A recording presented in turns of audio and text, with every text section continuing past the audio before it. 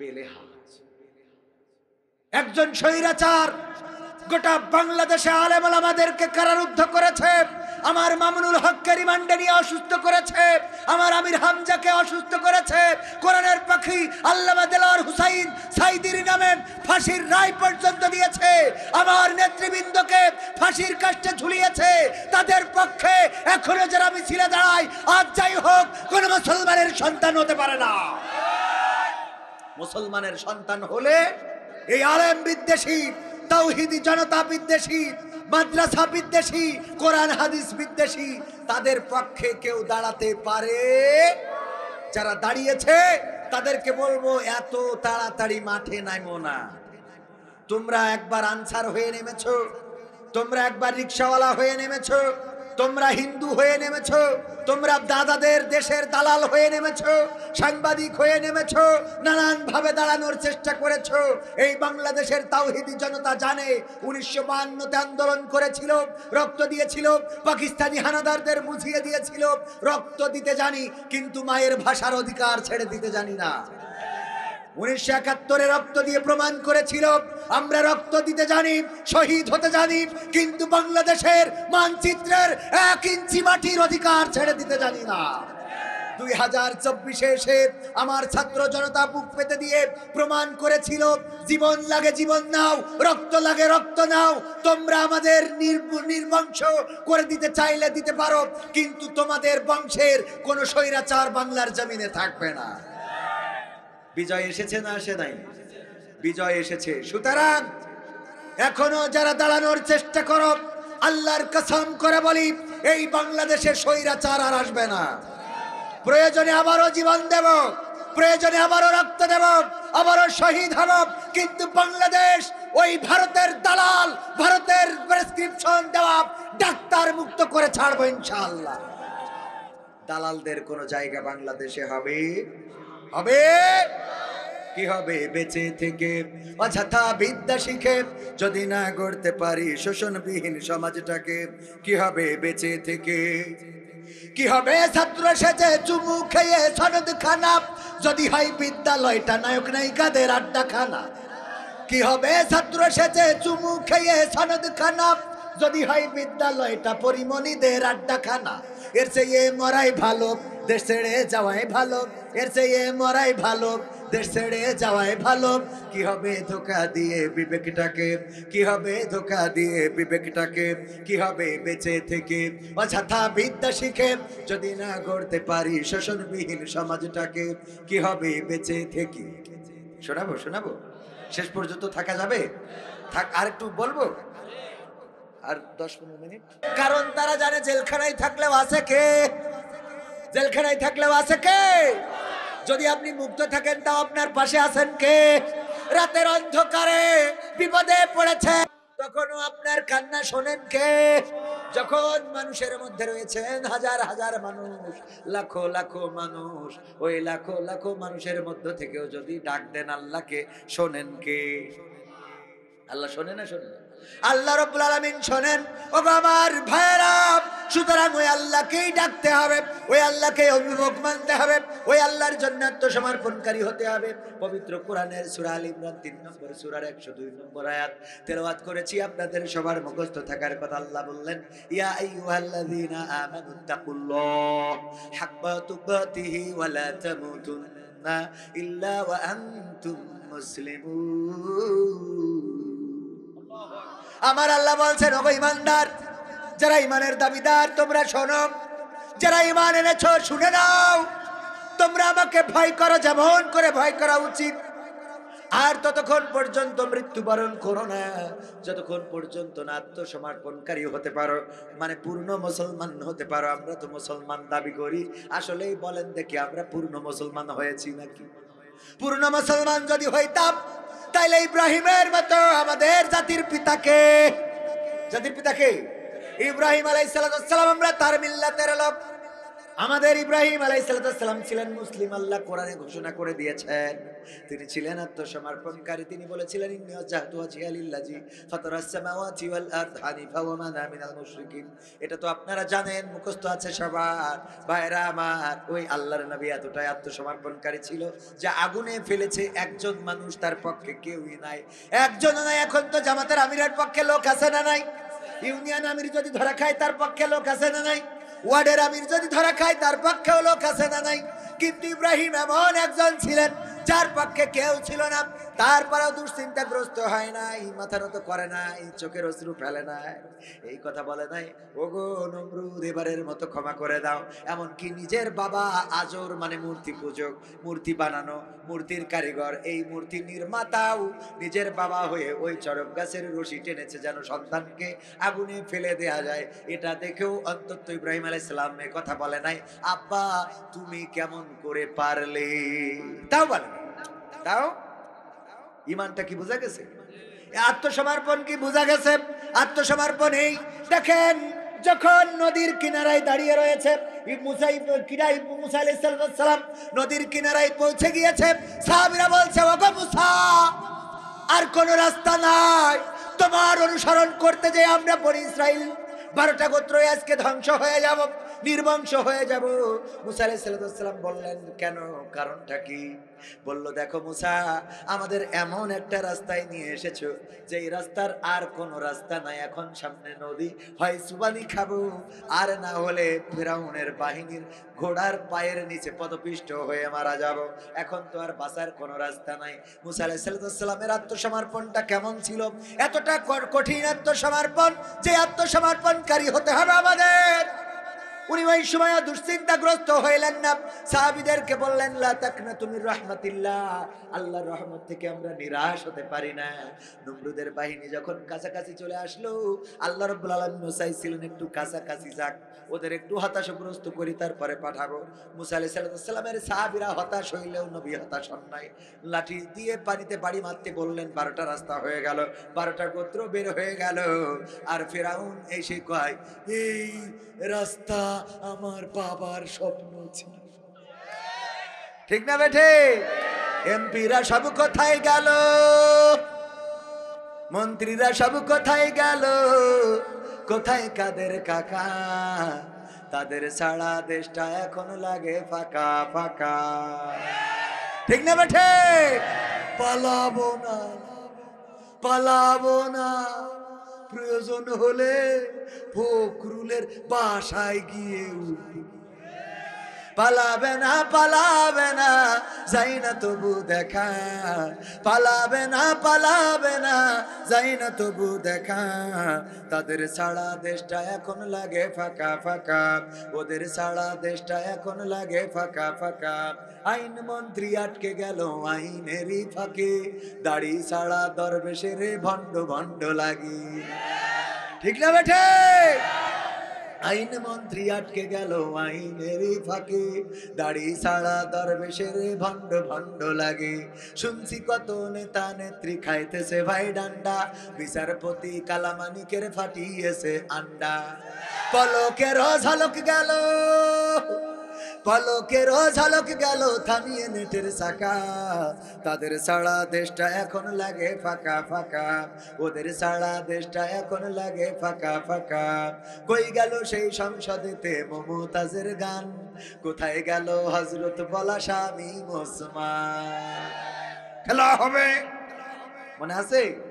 আবার আমার মমতাজ আপা সংসদে আমার পিতা,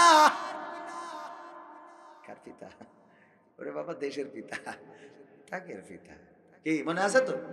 দেখেন পিতাকে নিয়ে গাইলো, মাতাকে নিয়ে গাইলো, নেত্রীকে নিয়ে গাইলো। যেই সংসদে জনগণের অধিকারের কথা বলার কথা, যেই সংসদে এই জায়গায় নাগেশ্বরী উত্তরে নাগাইশ, এই উত্তরে নাগাইশ আসতে যে রাস্তাগুলো ভাঙা, এই রাস্তার কথা বলবে, বিদ্যুৎ চলে যায়, বিদ্যুৎ থাকে না, বিদ্যুতের কথা বলবে। জনগণ শীতের বস্ত্র পায় না, তার কথা বলবে। জনগণ খাবার পায় না, তার কথা বলবে। এই সংসদে, এই মহান সংসদে এইগুলো না বলে ওইটা গানের আসন বানাই ফেললো। ওখানে পিতার নামে গান করে, মাতার নামে গান করে। ঠিক না বেঠে? আমি বলি মমতাজ, তুমি তো একটা নেমো খারাপ, তুমি বেঈমান, তুমি স্বার্থপর, এতটাই স্বার্থপর। মনির খান, তার নায়িকার নাম কি? হ্যাঁ, কি জানা, কি জানা, কি জানা? অঞ্জনা। কথা রাখলে না, তুমি থাকলে না, ভালোবাসলে না, চলে গেলে কোথায়? 365 দিনে একটি বছর হয়, আমার কাছে একটি দিনকে বছর মনে হয়। বড় দুঃসহ যন্ত্রণায় কাটে প্রতিদিনের বছর। জীবন যেন শান্ত দিঘি নদীর মতোই নিথুর। জীবন যেন চলছে না, জীবন গেছে থেমে। জীবন যেন হারিয়ে গেছে ভুল মানুষের প্রেমে। অঞ্জনা। কথা আছে না নাই? হুজুর জানলেন কি করে? ওরে বাবা, হুজুরের কানে একটু বাজলি শিখে যায়। আমাদের কণ্ঠে সুর দিয়েছেন কে? এটা আবার যদি বলি, দেখেন, আমি যদি এই যেভাবে বলছি আপনারা বুঝছেন না এই কথাগুলো। আবার যখন বলছি খেলা হবে, তখন কাকে বুঝতেছেন? খেলা হবে কাকে বুঝলেন? আর এক রকম। তো এইভাবে মনে করেন যে কণ্ঠের মধ্যে এই যোগ্যতা দিয়েছেন কে? পাল্টানো যায়, চেঞ্জ করা যায়। আমাদের আল্লাহ রাব্বুল আলামিন এতটুকু দিয়েছে। অনেকেই বলে যে হুজুররা এত গান, আমার আবির হামজা ভাইকে নিয়ে কত সমালোচনা, হুজুররা এই নায়িকার নাম জানলো কি করে? ঠিক না ভাই? ঠিক সমালোচনা আছে না নাই? এই ফোন যেহেতু হাতে আছে, আপনি চাইলেও অনেক কিছু আপনার সামনে আসে, আমার সামনে আসে, না চাইলেও আসে। ঠিক বলছি না? ঠিক বলছি। আপনি চাইলেও আপনার সামনে পড়বে, না চাইলেও পড়বে। এখন এটা অ্যাভয়েড করে, ফোনটাকে অ্যাভয়েড করে চলার তো সুযোগ নেই, আছে নাকি? গেল। পত্রিকা যদি খোলেন, পত্রিকায় একটা বিনোদন পর্ব আছে না নাই? বিনোদনের পার্ট আছে না নাই? ওই বিনোদনে কে কোন নায়িকা জীবনে, আমি তো দূরের কথা, আমার আব্বাও চেনে না, সেই নায়িকা নাকি বিশ্বে ভাইরাল। এরকম মানে আনকমন নায়িকা সামনে ধরে এনে উড়াই বলে দেয়, এরকম আছে না নাই? আপনি পরিমণি যদি বলি এক বাক্যে, আপনারা চেনবেন না চেনবেন না? সিনেমা হলে খারাপ ছবি চলে, এই কথা কি ব্যাখ্যা করি বলার দরকার আছে না? আপনারা বোঝেন কি করে? বোঝেন সিনেমা হলে কি যাওয়া লাগে? যাওয়া লাগে? কি দেখে বোঝেন? ওই দেয়ালে পোস্টার লাগাই থিয়েছে। এখন আপনি যদি বলেন না আমি তাও দেখিনি, তাহলে আপনি মিথ্যে বলেন। কথা কয় না? ঠিক না বে ঠিক? পোস্টার যেহেতু দেয়ালে মারা, আমি চাইলেও চোখ যাই, না চাইলেও চোখ যাই। আর চোখ তো যাবে বলি আল্লাহ ওইরকম করে বানাইছে। কথা কয় না? আল্লাহ এভাবেই তো মানুষকে সৃষ্টি করেছে, করে যে তোর চোখ যাবে কিন্তু কন্ট্রোল করতে হবে, দেখবা তবে লিমিট। মানে চোখ চলে গেছে, ফিরাই না। কথা কি মনে থাকবে? মাসুদ ভালো হতে হবে। ঠিক আছে তো? ওগো আমার ভাইরা, এই যে সমালোচনা, আমাদের ভাইরা যারা সমালোচনা করেন, এই সমালোচনা অহেতুক, ভাইকে ছোট করার জন্য, হেই করার জন্য, তাকে মানুষের কাছে অপমানিত অপদস্থ করার জন্য যারা করেন, আল্লাহর কাছে দায়ী থেকে যাবেন। আপনি যে আমার কথা হলো, যেই নায়িকার নাম আমি বলবো, ওই নায়িকার নাম যদি আপনিও জানেন, তাইলে আমি যদি খারাপ হই, আপনি তো 3 ডবল খারাপ। ঠিক না বেঠে? যেই নায়িকার নাম আমি বলার পরে আপনি সাথে সাথে বুঝে ফেললেন, তাহলে আপনি কোন জায়গার আউলিয়া? কথা কয় না? আমি যদি আপনাদের সামনে মালয় ভাষায় কথা বলি, মালয়েশিয়ায় ছিলেন এমন একজনও আছেন? মালয়েশিয়ায় ছিলেন? একজনও নেই কুমিল্লা? এখানে একজনও নেই? আছে? এই যে আডাওয়ারাং সাতওয়ারাং ডুলু ডুডু Malaysia, berapa tahun? berapa tahun? berapa tahun ডুডু সানা? কয় বছর ছিলেন? 2 বছর। তো আডা পায়গা আমার কথা বলছেন কিনা একটু? মানে অনেক দিন থেকেছেন, ভুলে গেছেন, এরকম এরকম হয়ে থাকতে পারে। এই যে ধরেন আমি যে কথাগুলো বললাম, এই কথাগুলো আপনারা তো কেউ বোঝেন না, ঠিক কি না? যে মালয়েশিয়ায় থাকবে সে অবশ্যই বুঝে ফেলবে যে কবি ভাই কি বলতেছে, বুঝবে না? তার মানে সে মালয়েশিয়ায় গিয়েছিল বলে সে আরো আমার থেকে পণ্ডিত, ঠিক না বাটে? এই জন্য নায়িকার নাম যদি বলি আর কেউ যদি বুঝে ফেলে, বুঝবেন আমার থেকে বড় হাজিও। কথা কি বোঝা গেছে? যাই হোক, ওই দিকে না যাই, আমি মমতাজের কথা বলছিলাম। দেখেন মমতাজ আপা আমার সংসদে গান গাইলো, আর মনির খানও গান গাইলো, প্রেম করে যারে ভালোবাসে সেই নায়িকা চলে যাওয়ার পরে অঞ্জনা অঞ্জনা করে পাগল হয়ে গেল। এই মনির খান সারা বাংলাদেশের মানুষরা চিনাইছে, তার একটা ভালোবাসা ছিল, নাম ছিল অঞ্জনা, ঠিক কিনা? চলে যাওয়ার পরে গেয়েছে না গায়ে নাই? আর আমার মমতাজ সংসদে গেয়েছে, যতদিন পেয়েছে ততদিন গেয়েছে, যতদিন খেয়েছে ততদিন গেয়েছে, যতদিন নিয়েছে ততদিন গেয়েছে, যতদিন দিয়েছে ততদিন গেয়েছে। আর যখন আমার নেত্রী পালিয়েছে তখন আমার মমতাজ গান গাওয়া বন্ধ করে দিয়েছে। ঠিক না বেঠে? আমি বললাম মমতাজ, তুমি তো এইভাবে গাওয়া উচিত ছিল, আমার সোনার ময়না পাখি কোন বা দোষে দাদার কাছে গো, আমরা দেশে কেমনে থাকি রে আমার কলজের ময়না পাখি। ঠিক না বেঠে? কিন্তু তারা গাচ্ছে না এমন না, তারা গাচ্ছে, সেই গানটা গাচ্ছে টয়লেটে যে, অথবা আড়ালে যে, ফাঁকা মাঠের মধ্যে যে, লোকালয় থেকে বের হয়ে যে তারা এরকম করে গাচ্ছে, ও আমার দরদি আগে জানলে, আগে জানলে তোর ভাঙা নৌকায় চড়তাম না, ও আমার দরদি আগে জানলে, আগে জানলে তোর ভাঙা নৌকায় চড়তাম না, ভাঙা নৌকায় চড়তাম না, আর এই বিপদে পড়তাম না, ওরে বর্ডারেতে খাইলাম ধরা, বিসিটাও তো পাইলাম না, আগে জানলে, আগে জানলে তোর ভাঙা নৌকায় চড়তাম না, ও আমার দরদি আগে জানলে, আগে জানলে তোর ভাঙা নৌকায়।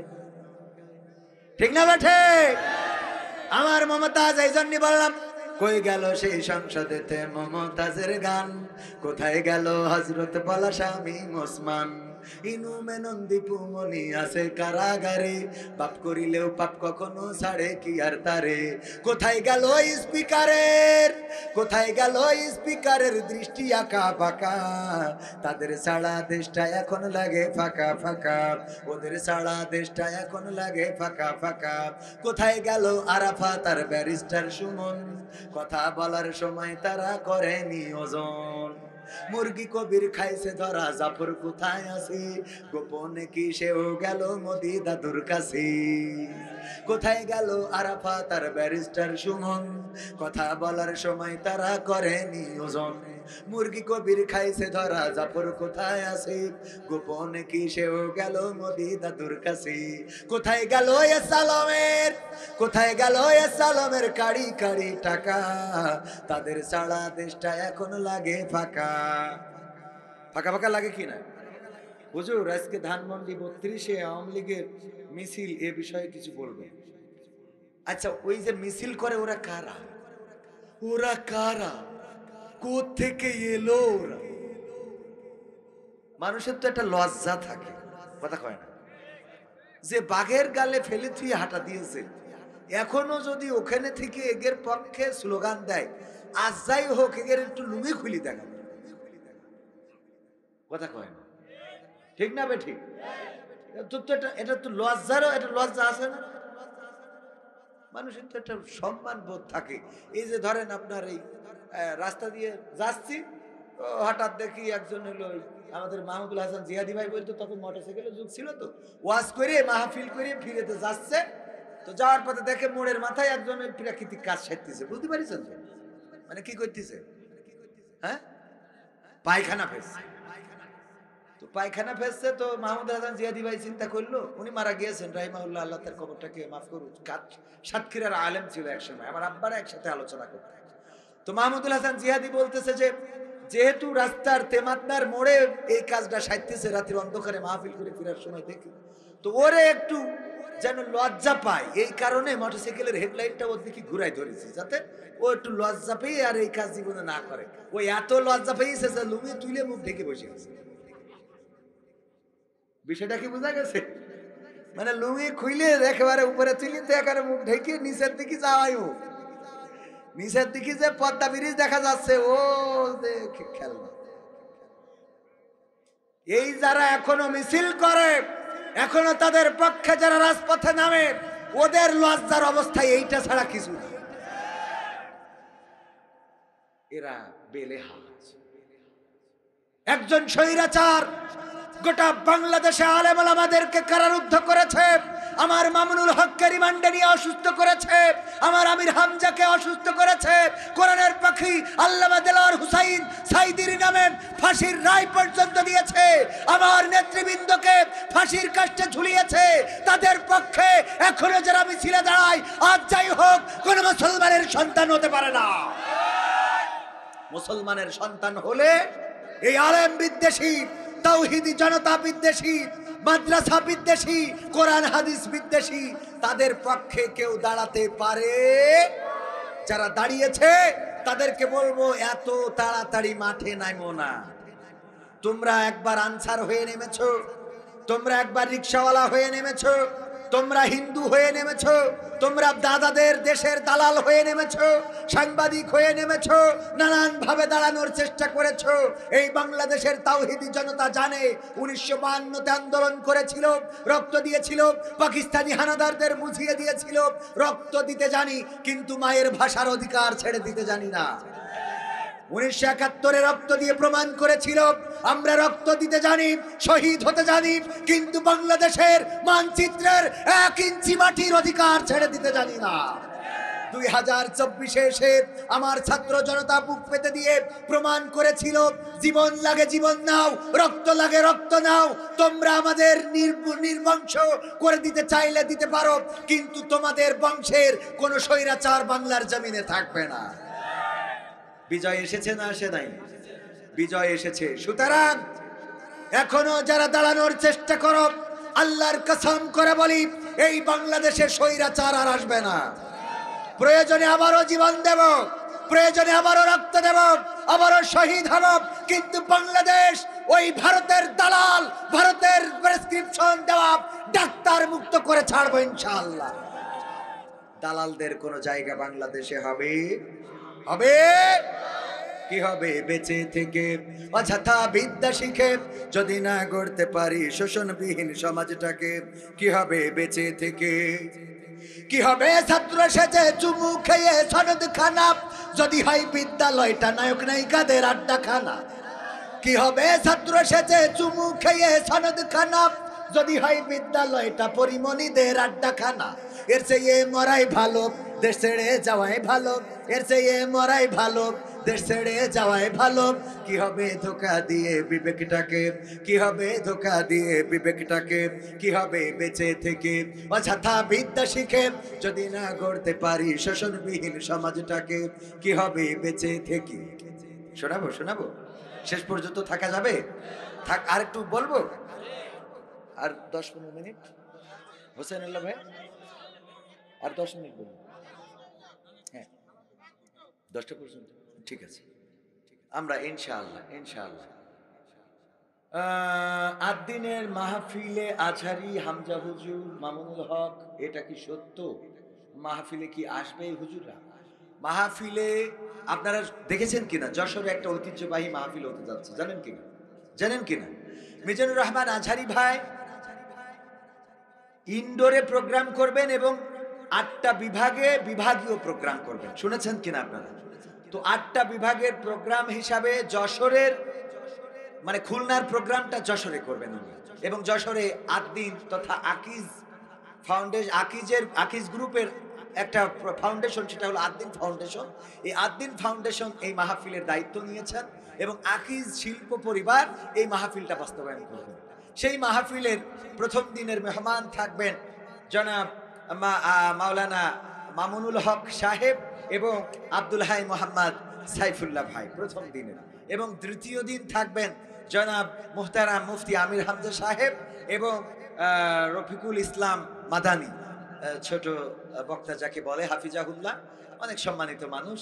এবং তৃতীয় দিন থাকবেন মুহতারাম আমার শ্রদ্ধাভাজন ওস্তাদজি শাইখ আহমদুল্লাহ সাহেব হাফিজাহুল্লাহ এবং জনাব মাওলানা ডক্টর মিজানুর রহমান আজহারি হাফিজাহুল্লাহ সাহেব। এই মাহফিল 3 দিন ব্যাপী হবে, যেটা জানুয়ারি 1, 2 এবং 3 তারিখ যশোরের আদ্দিন সকিনা মেডিকেল কলেজ হাসপাতাল সংলগ্ন মাঠে, বিশাল বড় মাঠ, কয়েক শত জমি কিনে রাখা আকিজ পরিবারের, সেই জমিনের উপরে এই মাহফিল করবে এবং গোটা মাহফিলটার দায়িত্ব নিয়েছেন আকিজের শিল্প পরিবার। এই শিল্প পরিবার মাহফিলের সমস্ত খরচা মেইনটেইনস, এমনকি উদ্বোধন করবেন মুহতারাম যতদূর জানি আমাদের বাইতুল মোকাররমের সম্মানিত খতিব সাহেব। ওনার যাওয়ার কথা, যে উনি যদি সব ঠিক থাকে তাহলে হেলিকপ্টারে করে যেয়ে মাহফিলটা উদ্বোধন করে আসবেন। এই মাহফিলটা হবে কোথায়?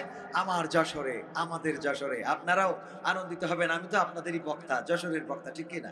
সুতরাং আপনারা তো আমার লোক। আবার আমি কবির বিন সামাদ হওয়ার পিছনে এই কুমিল্লার অনেক মানুষের সহযোগিতা রয়েছে, হাত রয়েছে।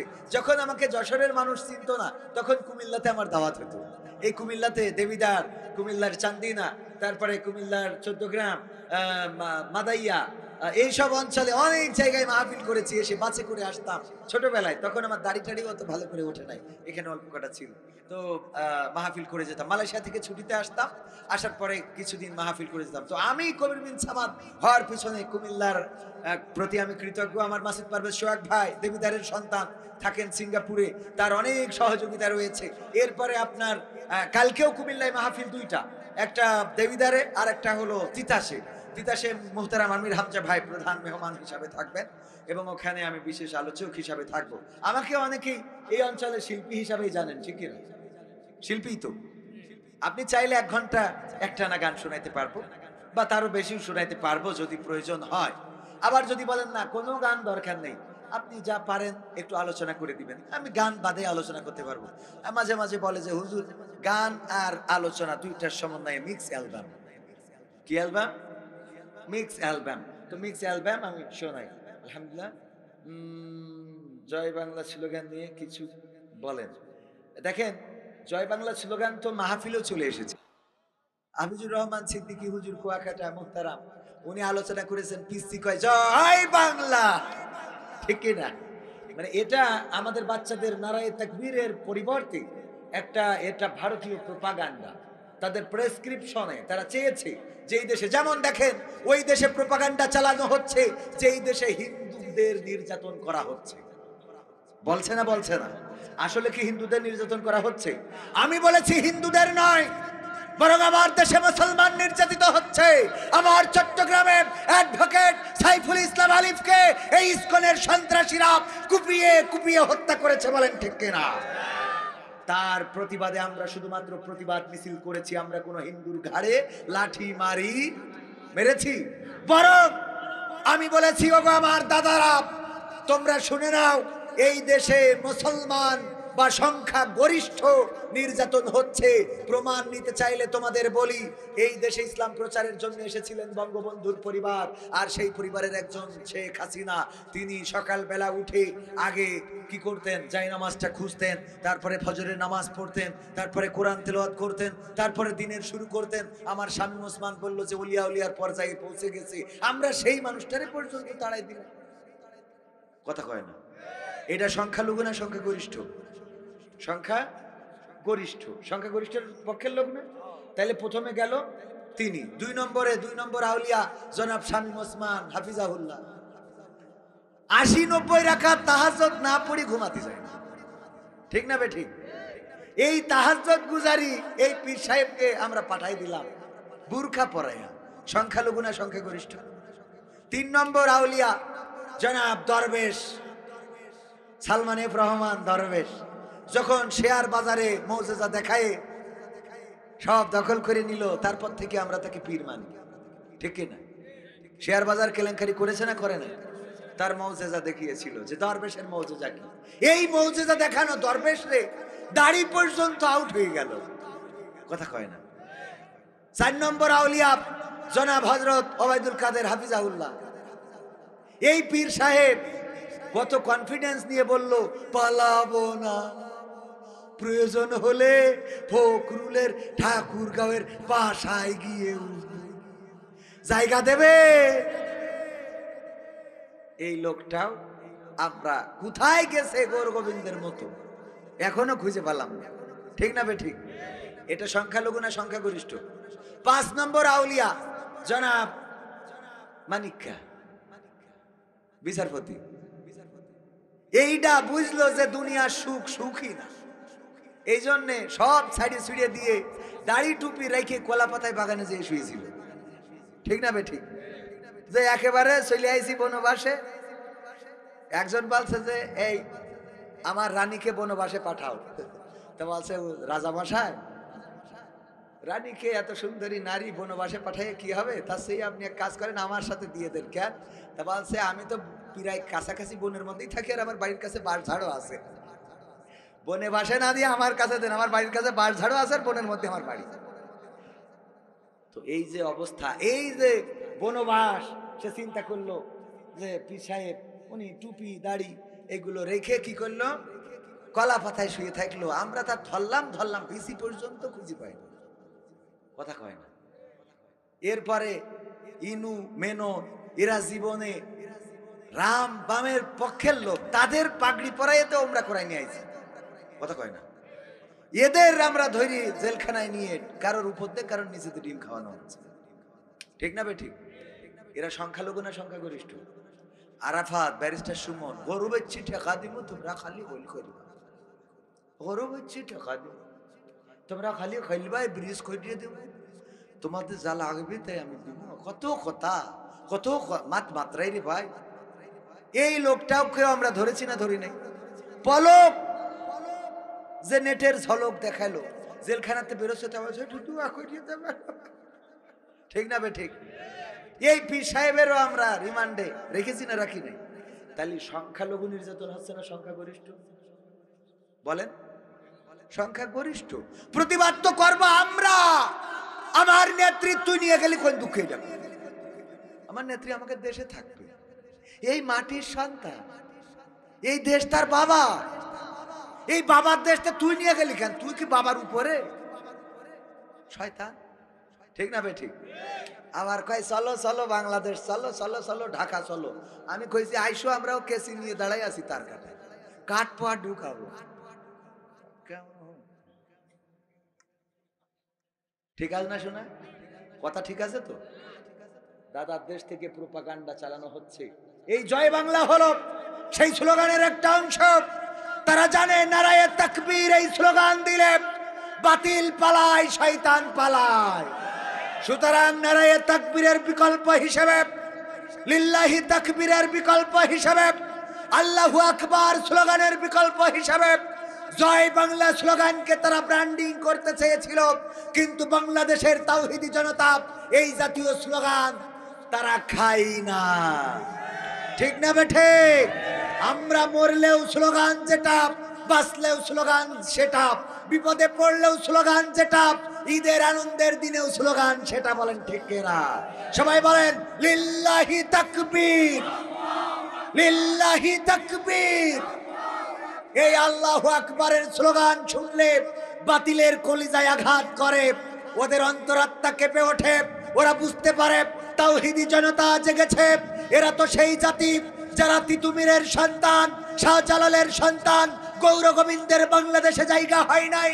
ওরা তো সিরাজউদ্দৌলার সন্তান, এই সিরাজউদ্দৌলার বাংলায় মীর জাফরের ঠাঁই নাই। ওরা যদি তাকবীর স্লোগান দিয়ে রাস্তায় দাঁড়ায়, আমাদের দালাল যারা আছে, ভারতের এজেন্ট যারা আছে, তারা এই দেশে দাঁড়ানোর সুযোগ পাবে না। এই জন্যে জয় বাংলা নামের একটি শিরকি স্লোগান চালু করেছিল। বলেন ঠিক কিনা? জয়ের মালিক কে? সুতরাং আমরা যদি জয় বাংলা বলি, বলার পরে বলার দরকার ছিল জয় আল্লাহ। ঠিক না বে ঠিক? কিন্তু জয় বাংলা বললে তুমি জয় বঙ্গবন্ধু বলো, তো বঙ্গবন্ধু এত জয় হলি পড়ে থাকলো কেন? কথা কয় না? আর এগেরও কিছু হুজুর আছে মিজাজ খারাপ হয়ে যায়। এই বঙ্গবন্ধু ইন্তেকাল করেছেন, শোক দিবসে দোয়া করে, আল্লাহ বঙ্গবন্ধুকে সপরিবারে যারা হত্যা, তুমি তাদের জান্নাতুল ফেরদাউস নসিব করিয়ে দাও। শয়তান, তোর আমলিক করতে কইস কিরা? তোর তুই তো আমলিক করার যোগ্য না তুই। ঠিক না বেঠিক? এই জন্য এখন হিন্দু হয়ে রাস্তায় দাঁড়ায়। ঠিক না বেঠে? মিছিলের মধ্যে হিন্দুদের মিছিলে হঠাৎ করে জয় বাংলা স্লোগান ওঠে না, ওঠে না, স্লোগান দিয়ে আবার ডুব দেয় যে ভুল করে ফেলেছে, গালে কামড় খায়। শয়তান মুসলমানের দাবি করিয়ে তুমি ওখানে যাও, আল্লাহ হেদায়েত নসিব করে দিন, বলেন আমিন। তারপরে এরপরে আর কি বলতে চাইলাম, যাই হোক অত দরকার নেই, ভারতের কথা বলছিলাম। দাদাদের দেশে শুধু এতটুকু বলতে চাই, ওরা তো তারা যারা আমাদের দেশে সাম্প্রদায়িক দাঙ্গার কথা বলে, ওরা আমাদের বাবরি মসজিদটাকে ভেঙে রাম মন্দির বানিয়েছে, ঠিক না ঠিক? আমার বাবরি মসজিদটাকে ভেঙে রাম মন্দির বানিয়েছে। আমার মসজিদগুলো ভারতে যেগুলো আছে, মুসলমানরা স্বাধীনভাবে ইবাদত করতে পারে না, সেই মসজিদের সামনে যে ঢাক ঢোল সাজর বাজর এইগুলো বাজিয়ে থাকে, বলেন ঠিক কিনা? মুসলমানদের আটকে ধরে তাদেরকে জয় বাংলা জয় শ্রীরাম বলে স্লোগান দেওয়ায় গরু খাওয়ার অপরাধে পিটিয়ে পিটিয়ে হত্যা করে। আর আমি চ্যালেঞ্জ করেছি, আমার বাংলাদেশে আজ পর্যন্ত একটা মন্দির ভেঙে মসজিদ হয় নাই। কোন হিন্দুকে ধরে নারায়ে তাকবীর আল্লাহু আকবার স্লোগান দেওয়ানো হয় নাই। কোন মন্দিরের সামনে যেয়ে মুসলমানেরা আজান দেয় নাই। আমাদের দেশে হিন্দু বৌদ্ধ খ্রিস্টান মিলে মিশে বসবাস করে, বলেন ঠিক কিনা? আর দাদারা আমাদের বলে আমরা নাকি এই দেশে সাম্প্রদায়িক দাঙ্গা বাঁধাচ্ছি। সাম্প্রদায়িক দাঙ্গা আমার দেশে নেই, সাম্প্রদায়িক দাঙ্গা তো তোমার দেশে, যেই দেশে মুসলমানরা স্বাধীনভাবে বসবাস করতে পারে। এমনকি তারা এতটাই শয়তান, এতটাই বেআদব বেলেহাজ, ভারতের মিডিয়াগুলো প্রতিবাদ জানায় ওই কুলাঙ্গার সাংবাদিকদেরকে। ওরা নিজেরা যে প্রতিমা বিসর্জন দেয়, ওই বিসর্জন দেওয়ার সময় প্রতিমা ধরে ধাক্কা মেরে ফেলে দেয়, মূর্তির ঘর থেকে টাইনে হিসড়ে নিয়ে আসে না, আসে না, আনে না, আনে না।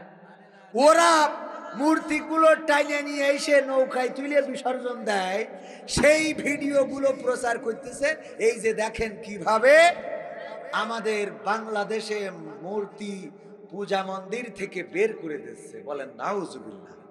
শয়তান, তোরা মেরে আবার তোরা আমাদের নামে মামলা দিস, এরা ভালো হলো না, ঠিক না বেঠিক? কুত্তার ল্যাজ কোনোদিন সোজা হয়? কুত্তার ল্যাজ সোজা হয় নাই। নিজেরা বিসর্জন দেওয়া মূর্তি মুসলমানদের নামে চালিয়ে দাও। তোমরা মাথায় রেখো, বাবরি মসজিদ ভেঙেছ, রাম মন্দির বানিয়েছ, তোমরা বাবরি মসজিদ ভাঙো নাই। আমার কোরআনের পাখি বলেছিলেন তোমরা তোমাদের তাকদীরকে ভেঙেছ, ঠিক না বেঠিক? সুতরাং আজ হোক কাল হোক হিন্দুস্তানের সাথে গাজয়ে হিন্দ হবে, মুসলমান তৈরি থাকতে হবে। আমার আমিরে জামাত যেমন বলেছে, বাংলাদেশের মানুষ কারো গোলামি মেনে নিতে চায় না। দাদা বাবুদের ওই আমার উপরে আঙ্গুল ঘুরাবে এটা মেনে নিতে চায় না। বাংলাদেশের তাওহীদি জনতা, বাংলাদেশের জনগণ এতটুকু মাথায় রাখতে হবে যে আমার দাদার দেশকে 1 ইঞ্চি মাটির অধিকার ছেড়ে দেওয়া হবে না। এই দেশ আমরা রক্ত দিয়ে এনেছি, আমরা শহীদ হয়েছি, জীবন দিয়েছি, তার বিনিময়ে বাংলাদেশ এনেছি। সুতরাং এই দেশ দাদাদের হবে না। দাদারা আমাদের বুকের উপর দিয়ে ট্রেন চালাবে না, পারবে না বলেই এখন জলে জলে, ঠিক না বেঠিক? জলে না, জলে না। ভাইরা আমার, কথা আর বেশি বাড়াতে চায় না। সর্বশেষ যদি আর একটা সঙ্গীত আপনাদের বলি, কোরআনের কথা তো কথা বললাম, এই কোরআন যতটুকু পেরেছি বলেছি, যতটুকু বুঝেছি বলার চেষ্টা করেছি। আত্মসমর্পণকারী হতে হবে কার কাছে? সবাই বলেন কার কাছে? কোন নেতার কাছে, কোন এমপির কাছে, কোন মন্ত্রীর কাছে।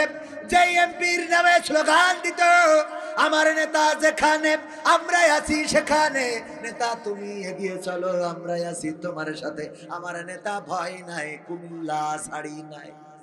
অথচ নেতা তো কুমিল্লা ছাড়িয়ে নেটওয়ার্কের বাইরে আসে না নাই। আর তুমি এখন কোথায়?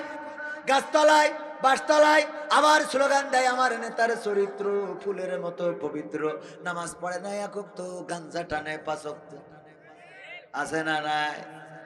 বিড়ি টানে, এক পিতা কবর পানে, কত পিতা বিড়ি টানে, ঠিক না বেঠি? কত পিতা বিড়ি টানে, এই বিড়ি টানাদের পক্ষে স্লোগান দিলে।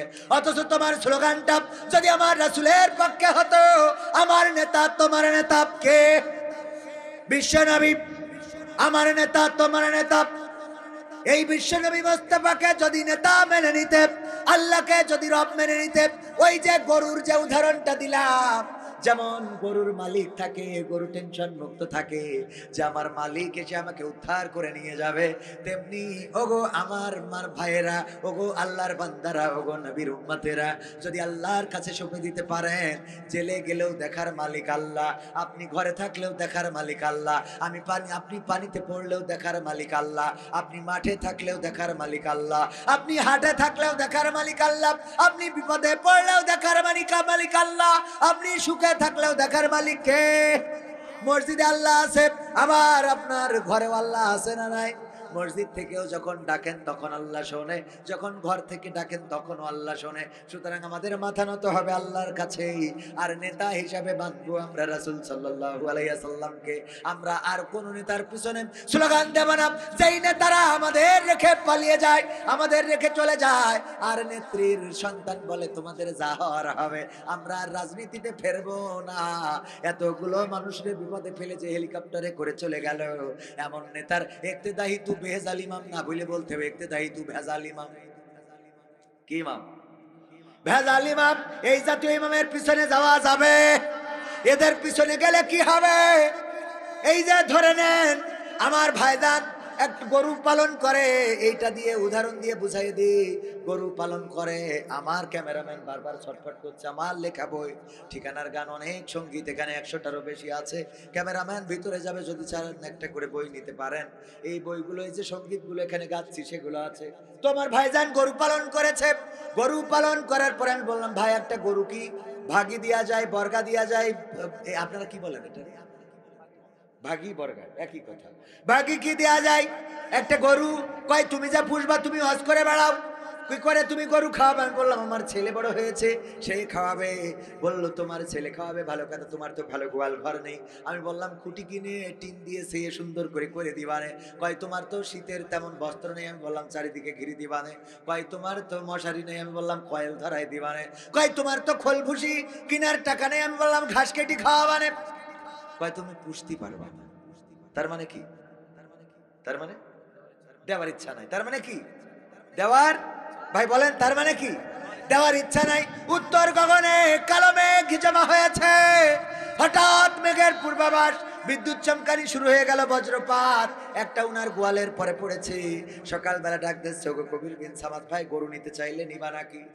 বললাম যে দিলে তো নেবো। কয় লোকজন ডেকে নিয়ে আসো।